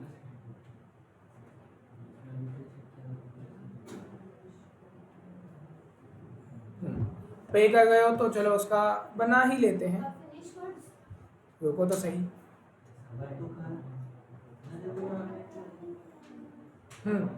देखो ये एरो क्यों गए हैं, सीएलसी से निकल के वहां क्यों गए हैं? क्योंकि आपने पे किया है। यहाँ पे लिखूंगा पेड, पेड नहीं पेड, पेड पेड, ठीक है। हाँ, अब इशिका ने जो बोला फिनिश गुड्स, तो आते हैं। अच्छा, फिनिश गुड्स किसके बाद बनता है, मतलब कौन सी स्टेज के बाद फिनिश गुड्स आता है? डब्ल्यूआईपी के बाद, उसी से तो निकलेगा ना वो जाएगा। हाँ, फिनिश गुड्स अलग से बनेगा, फिनिश गुड्स का अलग से लेजर खुलेगा, फिनिश गुड्स लेजर कंट्रोल, और वो बन के रेडी हो जाएगा। हाँ बस वही है, टू डब्ल्यूआईपी, एकदम सिंपल। लेकिन क्वेश्चन में क्या लिखा रहेगा? आपने एंट्री तो बताई, और चलो बोल सकते, बिल्कुल बोल सकते। Output produced, finish goods produced, नहीं क्लोजिंग स्टॉक की कोई एंट्री नहीं होती, वो तो पड़ा हुआ है। ए ऑफिस क्या, इसकी बात कर रहा हूँ। ये एंट्री आपका क्वेश्चन में ऐसा क्या लिखा रहेगा कि आप ये वाली एंट्री करो, finish goods to WIP? COGS नहीं, उसकी COGS के अलग, सेल थोड़ी कर रहे हैं, कॉस्ट ऑफ प्रोडक्शन बोल सकते हैं। आने से वाला था ये बोल। सेल तो हमने अभी किया नहीं है। तो देखो क्या क्या बोल सकते हैं, दो तो मैंने बताए, एक पलाश ने बताया। आउटपुट प्रोड्यूस बोल सकता है, या जो उसका एक्चुअल नाम है फिनिश गुड्स प्रोड्यूस बोल सकता है। Produced produce, finish goods produce हो गया है, तो ठीक है, उसको डेबिट कर दो। और किससे बनता है? डब्ल्यूआईपी से बनता है, डब्ल्यूआईपी को क्रेडिट कर दो। ठीक, तो output produce, finish goods produce, ये सिंपल है, ठीक है। लेकिन गुनगुन सिंपल नहीं है, तो उसने बताया कॉस्ट ऑफ प्रोडक्शन। ठीक, पूरा सुनते नहीं हो भाई। कॉस्ट ऑफ प्रोडक्शन ये सिंपल नहीं है, इससे आप जान नहीं पाओगे कि क्या हुआ है। क्वेश्चन लिखा रहेगा कॉस्ट ऑफ प्रोडक्शन, पता नहीं क्या हुआ है, फिनिश गुड्स बन के रेडी हो गया है। ठीक है, चुप ना पागल लोग, अफे और हंसना चालू, इसमें क्या है?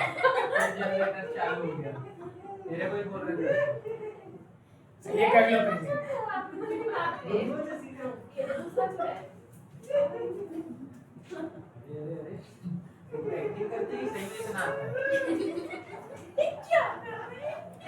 नहीं, ये कर लो पहले, और चेहरा दिखा के जाना अपना। तो क्वेश्चन में लिखा रहेगा कॉस्ट ऑफ प्रोडक्शन, आप लोग को अभी से पता है, देखना भूल जाओगे, याद रखना। फिनिश गुड्स बन के रेडी, प्रोडक्शन, फिनिश गुड्स का प्रोडक्शन हो चुका है, इसलिए आपको दिया हुआ है कॉस्ट ऑफ प्रोडक्शन। तो finish goods debit to WIP, clear है? अच्छा, फिनिश गुड्स से वापस माल डब्ल्यूआईपी में नहीं जा सकता। और इधर उधर दिमाग फैलाओ। अरे सर, वो कभी रहता है ना डिफेक्टिव प्रोडक्ट, तो डब्ल्यूआईपी में नहीं जाएगा। तो डब्ल्यूआईपी बनेगा कैसे वापस? फिर ठीक है, डिफेक्टिव है तो उसको स्क्रैप में सेल करोगे या नाली में फेंक दोगे। वो बन के रेडी है, डिफेक्टिव है, तो वो वापस में उसको डब्ल्यूआईपी में कैसे कन्वर्ट कर सकता हूँ?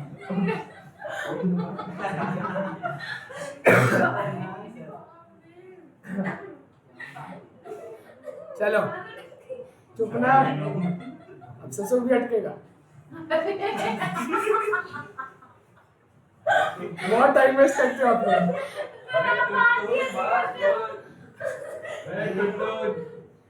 सर की बात नहीं रही है पागल। अब निराली कौन? अब मैं चुप रहूंगा,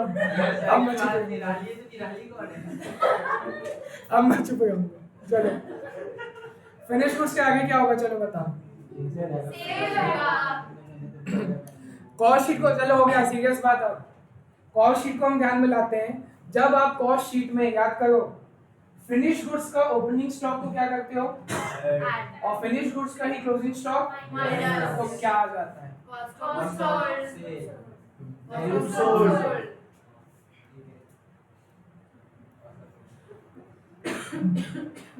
एंट्री क्या होगी? Cost of goods sold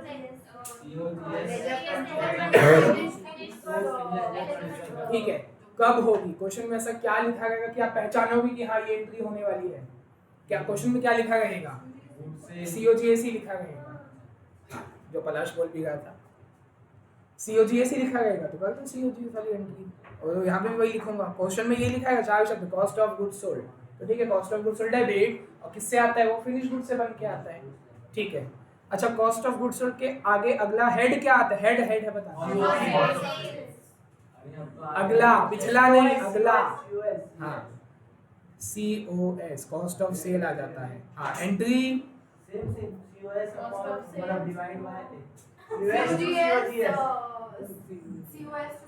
ठीक है, कब होगी? क्वेश्चन में क्या लिखा रहेगा? कॉस्ट ऑफ सेल ही लिखा रहेगा, ठीक है। कॉस्ट ऑफ सेल तो आ गया, कॉस्ट शीट में तो आप सब लोग ले ही आते हो, लेकिन अब आपको ये सोचना पड़ेगा कॉस्ट ऑफ सेल के आगे क्या। ठीक है, ठीक है, चलो सेल, सेल मान के चलते हैं एक बार। अगर आप प्रॉफिट जोड़ेंगे तो सेल आएगा। तो आप प्रॉफिट की कोई एंट्री नहीं होती, ये भी ध्यान रखना। प्रॉफिट आपने कमाया वो तो दिख जाएगा, उसकी एंट्री नहीं होती। हाँ, तो आप सुनो, आपने सेल किया, इधर कैश में सेल किया या डेटर में सेल किया, तो फाइनेंशियल में क्या एंट्री होती थी? कैश, अगर कैश सेल है, या फिर डेटा क्रेडिट है तो डेटर से, डेटर अकाउंट डेबिट, कैश या डेटर अकाउंट डेबिट होता था, डिपेंड होता था उस पर, टू सेल, ठीक है। कैश और डेटा की जगह अपन क्या यूज कर रहे हैं यहाँ पे? CLC, तो ये कट के अब एंट्री बन गई CLC। और अब देखते हैं 11th क्लास कितना पढ़े हो। आपने सेल तो कर दिया, 11th क्लास की बात कर रहे हैं, cash account debit to sale तो कर दिए, इसके बाद क्या होता? तो सेल को आप क्या करते थे आगे? तो उसकी एंट्री क्या होती होगी? चलो पढ़े हो 11th। Sales account debit to trading account, तभी तो ट्रेडिंग के क्रेडिट में दिखता था बाय सेल, है ना?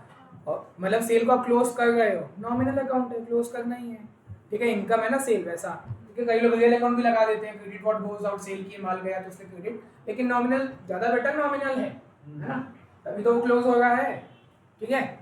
तो नेट एंट्री बोले तो ठीक है ना, नेट एंट्रीज को कर लें फाइनल काटने पीटने के बाद। तो कैश डेटर टू ट्रेडिंग अपन दिखाते नहीं, दो अलग अलग दिखाते हैं, तो ठीक है ना। कैश डेटर की जगह पर क्या यूज किया? CLC, ठीक है।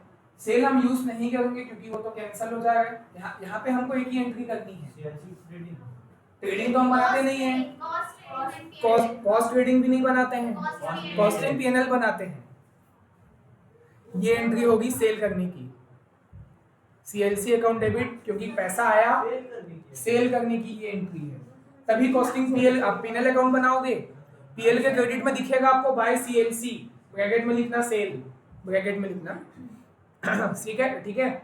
ये आपकी एंट्री होगी। तो ऐसे डिटरमाइन करना सीखो ना, एग्जाम में आपको याद नहीं आएगा, याद करके मत जाना, ऐसे सोच के जाना। बचपन में क्या करते थे? कैश या डेटा टू सेल, अब कैश डेटा की जगह आ गया CLC, चलो ठीक है। टू सेल, हम सेल को अलग से नहीं दिखाते क्योंकि हम कॉस्ट अकाउंटिंग फॉलो कर रहे हैं। Sale is an income, sale एक इनकम होती है, हम उसका एस भी नहीं दिखा सकते, ठीक है। हाँ बिल्कुल, क्योंकि अब आगे सोचो ना, सेल तो हमने यहाँ पे दिखा देते थे बचपन में, सेल का आगे क्या किया जाता था? उसको क्लोज करके ट्रेडिंग में दिखाया जाता था, तो ठीक है, क्लोज हो गया। ये एक टाइप की इनकम, इसका आपको ये नहीं दिखाना, सीधा ट्रेडिंग का रिप्लेसमेंट आपको खोजना है जो कि है कॉस्टिंग P&L। ट्रेडिंग तो बनाते नहीं है, कॉस्टिंग P&L बनाते हैं। ये है सेल करने की एंट्री, ठीक।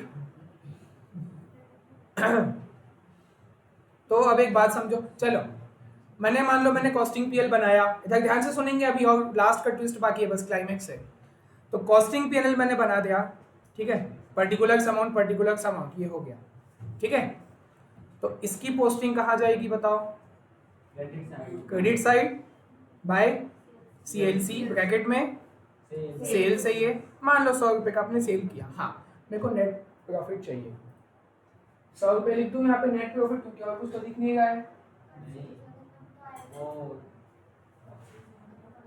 परचेस किस में? आप सुनो, इशिका ने बोला परचेस, परचेस किस चीज का?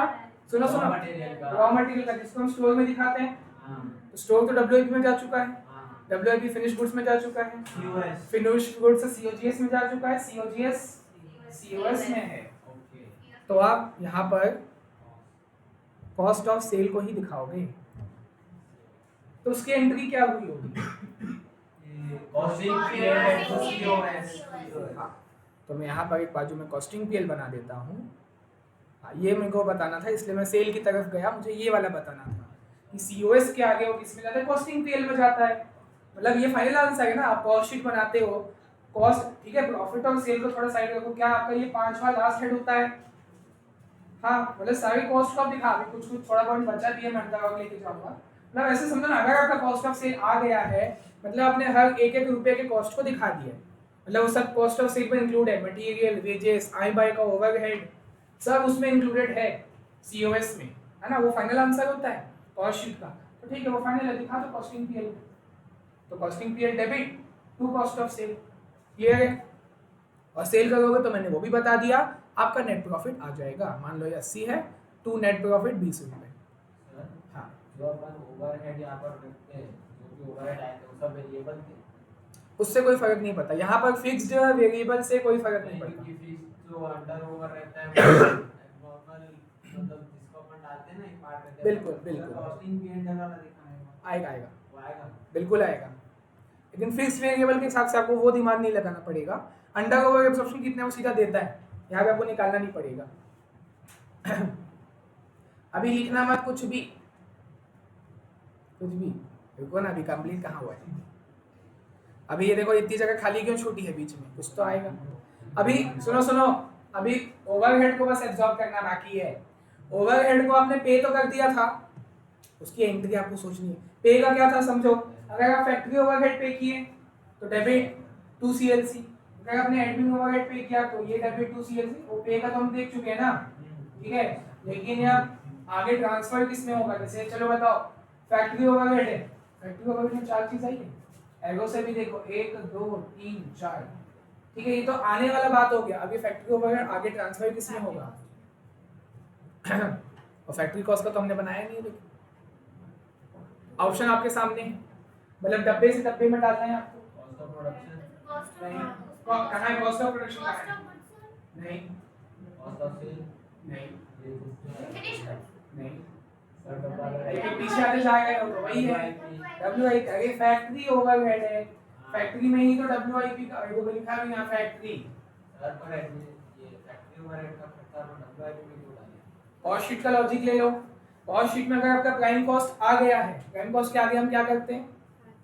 फैक्ट्री ओवरहेड के आगे क्या करते हैं? And opening stock of WIP. तो आता है आपका फैक्ट्री कॉस्ट, ठीक है।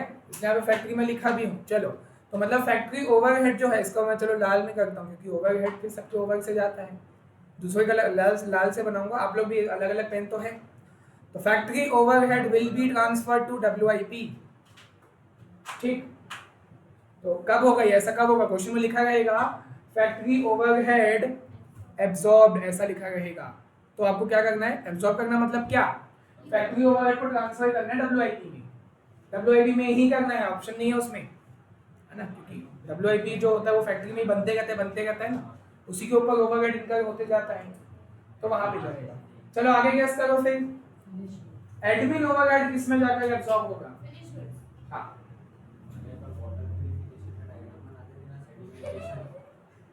हाँ लेकिन फिनिश गुड्स कौन कौन दो लोग बोले? बिना सोचे समझे नहीं बोले, आधा सही आधा गलत। एडमिन ओवरहेड दो टाइप का होता है, एक रिलेटेड टू प्रोडक्शन और एक जनरल। तो अगर रिलेटेड टू प्रोडक्शन है तो फिनिश गुड्स में जाएगा। नहीं हाँ, मैं बता रहा हूँ, नहीं रुको आराम से। कॉस्ट शीट में आओ भाई, क्या पता करेगा सर। कॉस्ट शीट में आप एडमिन ओवरहेड प्रोडक्शन वाला कब दिखाते हो? ये अपना फैक्ट्री कॉस्ट के बाद, COP के पहले। तो फैक्ट्री कॉस्ट तो आ चुका है ना, इधर ध्यान से सुनिए। अगर आपका फैक्ट्री कॉस्ट आ चुका है, मतलब आपने फैक्ट्री ओवरहेड को क्लोज कर दिया होगा, WIP को क्लोज कर दिया होगा, तो क्या वहां पे WIP फिर क्यों वहां जा रहे हो, है ना। WIP सब करने के बाद फैक्ट्री कॉस्ट आता है। फैक्ट्री कॉस्ट में आप 5 चीजें करते हो, याद है किसी को पूरी 5 चीजें वही बोले मुंह खोले पूरा 5? ये प्राइमरी पैकेजिंग, चलो मुस्कान आप बताओ, पांचों ना? हाँ। प्राइमरी सेलिंग देखो ना, सेलिंग डिस्ट्रीब्यूशन कहाँ से आ गया? बोलो, सुनो यार। Quality control, administration related to production और ये primary packaging, research and development और स्क्रैप ऑफ WIP माइनस। तो आता है कॉस्ट ऑफ प्रोडक्शन, ठीक है? वहां पे WIP का और फैक्ट्री का कोई लेना देना नहीं है, तो चुप करो पगला लोग। अगर एडमिन ओवरहेड है related to production activity, finish goods में जाएगा वो। तो मैं यहाँ लिखता हूँ एब्जॉर्ब, तो लिखूंगा ही, एब्जॉर्ब होगा ऑब्वियसली फिनिश गुड्स में, लेकिन कब? जब वो रिलेटेड टू प्रोडक्शन है तब, ठीक? और जनरल होगा तो कहाँ जाएगा? COS में जाएगा। यूएस में जाना चाहिए। बिल्कुल, एब्जॉर्ब कब? जब जनरल वाला होगा, ठीक है? तो ठीक है, एडमिन हो गया, 2 टाइप का होता है। सेलिंग डिस्ट्रीब्यूशन कहाँ एब्जॉर्ब होगा? वो भी COS में, ठीक है? तो एंट्री तो आप, हाँ अच्छा, अरे एंट्री चलो लास्ट वाले की बता दो। फिनिश गुड्स टू एडमिनिस्ट्रेशन, हाँ ठीक है, वो वाला यूएस टू एडमिनिस्ट्रेशन हाँ, और पूरा रियल अकाउंट, ठीक? अभी सुनो लास्ट चीज, अंडर ओवर एब्जॉर्प्शन। 1 सेकंड लगेगा, एंट्री आप लोग खुद बताओगे। खत्म। आप लोग जब बताओगे तब आप लोग को 1 सेकंड में बताना है।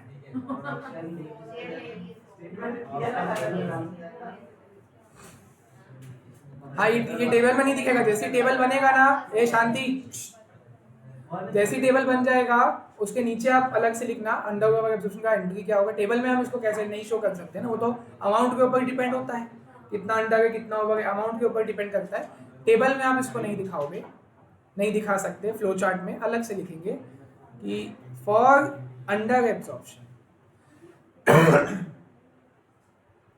हाँ मैंने बोला एंट्री 1 सेकंड में बताना, लेकिन लॉजिक में लगेगा। चलो आप ही बताओ फिर, अंडर कैसे पता चलेगा अंडर एब्जॉर्प्शन है? पता कैसे चलता है? कैसे? मतलब अपन एक्सपेक्ट ज्यादा की थी और एब्जॉर्प्शन कम हुआ है। एक्सपेक्ट को ही तो एब्जॉर्ब बोलते हैं। हाँ बजटेड और मोर रहता है ना, बजटेड, एस्टिमेटेड, सब एक ही होता है, आपको एक्चुअल बोलना चाहिए। हाँ तो क्या एब्जॉर्ब और एक्चुअल कौन काम में कौन जाता है? एब्जॉर्ब और एक्चुअल ज्यादा है और एब्जॉर्ब कम। एब्जॉर्ब मतलब एक एस्टिमेशन बोल सकते हैं, एब्जॉर्प्शन मीनिंग में ही लिखे थे हम लोग, एब्जॉर्प्शन ऑफ ओवरहेड मतलब एस्टिमेशन ऑफ ओवरहेड। अब जॉब अपन जितना वो करते हैं ना एस्टिमेशन के बेस पे। हाँ हमारे एस्टिमेशन के हिसाब से इतना लगेगा, और हम कॉस्ट शीट में दिखा भी देते हैं। ज्यादा भी हो सकता है, तभी तो कुछ भी हो सकता है। एक्चुअल में ज्यादा मतलब अंडर में सामने देखो, अंडर एब्जॉर्प्शन कैसे पता चला? मैंने एब्जॉर्ब किया खर्चा 10,000। अब एब्जॉर्ब करने का मतलब क्या? पहले तो एस्टिमेट, सबसे पहले तो एस्टिमेट, लेकिन एस्टिमेट क्या करके करता कि उसको कॉस्ट शीट में दिखा देता हूँ। मैंने सोचा पिछले साल के डेटा के हिसाब से इस साल मैंने एब्जॉर्ब किया, शीट ऑफ बेसिस होता है अलग अलग, तो मैंने ओवरहेड को एब्जॉर्ब कर दिया 10,000। एब्जॉर्ब कर दिया मतलब कॉस्ट शीट में दिखा दिया। सेलिंग प्राइस आ गया, सेल भी कर दिया, गुड्स को मैंने सेल भी कर दिया। 10,000 की कॉस्ट के हिसाब से मैंने गुड सेल भी कर दिया, लेकिन बाद में पता चलता है कि जो एक्चुअल वर्क मेरी जेब से पेमेंट हुआ है, एक्चुअल मतलब जितना आपने पे किया है कैश में, वो 12,000 है। तो अंडर एब्जॉर्प्शन है कितने का? 2,000 रुपए का। यहाँ पर 100% एबनॉर्मल इस चैप्टर में हाँ इस चैप्टर में 100% एबनॉर्मल रहेगा। बहुत अच्छा डाउट था, याद रखना, इसमें कुछ एबनॉर्मल है वो बताता ही नहीं है। 100% एबनॉर्मल हमेशा इस चैप्टर में। हाँ तो कहाँ जाता है एबनॉर्मल वाला? डेबिट में। लॉस है कि प्रॉफिट है एक टाइप का, इसलिए तो डेबिट में जाएगा।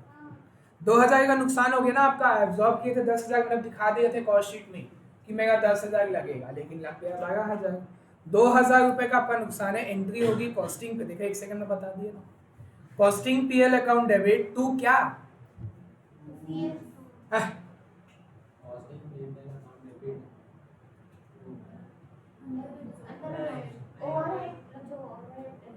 जो भी रिस्पेक्टिव ओवरहेड रहेगा।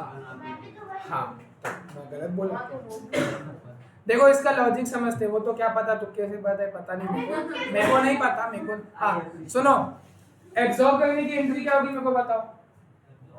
फैक्ट्री ओवरहेड को पकड़ के चलते हैं, अगर आपने फैक्ट्री ओवरहेड को एब्जॉर्ब किया है उसकी एंट्री क्या होगी, मतलब बेसिकली नहीं एब्जॉर्ब करना मतलब आगे डब्बा भूल गया क्या, जोड़ते हैं ना अपन। फैक्ट्री ओवरहेड ट्रांसफर कहाँ पे होता है, हाँ वो हुआ ना एब्जॉर्ब, ये देखो क्या लिखा हूँ यहाँ पे, फैक्ट्री ओवरहेड एब्जॉर्ब होता है कहाँ पर, डब्ल्यूआईपी पर, डब्ल्यूआईपी में वो जाकर एब्जॉर्ब हो जाता है। लेजर कंट्रोल टू हाँ। Factory overhead ledger control. ठीक है, तो ये एब्जॉर्ब करने की एंट्री हुई जो कि हम देख चुके थे, डब्ल्यूआईपी टू फैक्ट्री ओवरहेड, हाँ लेजर कंट्रोल सब में लगाना है।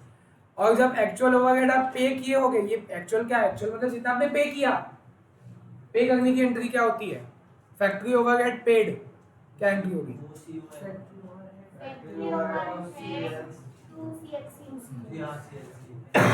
अब एब्जॉर्ब कितना किए थे, बोले 10,000, एक्चुअल में कितना पे करना पड़ रहा है 12,000। अब यहाँ से आप खुद अपनी एंट्री निकाल सकते हो, ये वाली फैक्ट्री ओवरहेड एक नॉमिनल अकाउंट है, कोई भी ओपनिंग क्लोजिंग बैलेंस नहीं होना चाहिए, क्लोज होना चाहिए। तो ध्यान से देखेंगे, ये जो मैं आपसे पूछा था, ये 2 एंट्री मैंने वापस में इसमें भी क्यों आया, इसको क्लियर करने के लिए, ठीक है। आपने ये तो बता दिया लॉस है, लॉस डेबिट में दिखता है तो कॉस्टिंग पीरियड डेबिट होगा, लेकिन 2 में फैक्ट्री ओवरहेड ही क्यों आएगा, अंडर एब्जॉर्ब ओवरहेड हो सकता, क्योंकि फैक्ट्री ओवरहेड को क्लोज करना है। फैक्ट्री ओवरहेड डेबिट कितने से हुआ है और क्रेडिट कितने से हुआ है, तो उसका कौन सा बैलेंस दिख रहा है, डेबिट बैलेंस दिख रहा है, डेबिट का ज्यादा है ना, डेबिट में वो दिख रहा है 2000 से, इसलिए मैं 2000 क्रेडिट कर दूंगा यहाँ पर, तो वो क्लोज हो जाएगा और कॉस्टिंग पीरियड में ट्रांसफर हो जाएगा, क्योंकि वो लॉस है तो पीरियड में डेबिट साइड दिखेगा। 100% है नॉर्मल लोग एजम्पशन नहीं करते हैं। हाँ डब्ल्यूआईपी बढ़ाते हैं हम, ओवरहेड चैप्टर में बढ़ाए हैं डब्ल्यूआईपी को, वो कितना नॉर्मल है वो बोल के, हाँ, लेकिन इस चैप्टर में आपको पूरा एबनॉर्मल मान के चलना होता है तो बढ़ाते हैं, ठीक है। 2000 से ये, बाकी शॉर्टकट आप लोग के पास है, क्योंकि अब शॉर्टकट क्या, बस आपको एक चीज सोचना है कि अंडर एब्जॉर्प्शन क्या है, प्रॉफिट की लॉस, तो बात खत्म वहीं पे, लॉस होता है डेबिट, इसलिए कॉस्टिंग पीरियड डेबिट टू जो भी ओवरहेड है, ये शॉर्टकट ओवरहेड भाई जिस चीज का अंडर ओवर एब्जॉर्प्शन है वो ओवरहेड आएगा। लॉजिक ये था कि उसका डेबिट में ज्यादा दिखेगा, डेबिट 12 से किए हो, क्रेडिट 10 से किए हो, तो 2000 से मेरे को और अगेन क्रेडिट करना पड़ेगा तब जाके वो क्लोज होगा। ये तो पहले ही हो चुकी होगी, करोगे आप पहले तब तो ये पता चलेगा 2000 की तो कहाँ से आएगा, जब 12 की एंट्री करोगे 10 की एंट्री करोगे तब पता चलेगा 2 का अंडर एब्जॉर्प्शन है, ठीक है। अच्छा ओवर एब्जॉर्प्शन होगा तो शॉर्टकट लगा लो सीधा, तो ओवर एब्जॉर्प्शन एक टाइप का प्रॉफिट रहेगा, हमने एब्जॉर्ब ज्यादा किया था, मतलब कॉस्ट शीट में हम ज्यादा खर्चा दिखा चुके हैं, आपका टैक्स कम लगेगा तो, और लेकिन पेमेंट आपने कम किया है तो फायदा है ना, खर्चा भी बचा उसका टैक्स भी बचा, तो ओवर एब्जॉर्प्शन एक टाइप का प्रॉफिट होता है। पीएनएल में क्रेडिट साइड दिखेगा, टू कॉस्टिंग पीएनएल करना, और डेबिट क्या होगा, जो भी रिस्पेक्टिव ओवरहेड होगा तीनों में से कुछ भी हो सकता है, अभी मैं फैक्ट्री लिख दिया कोई भी हो सकता है, ठीक। तो इसको मैं भेज रहा हूँ ग्रुप में, घर पे अच्छे से बना के आना, हाँ चलो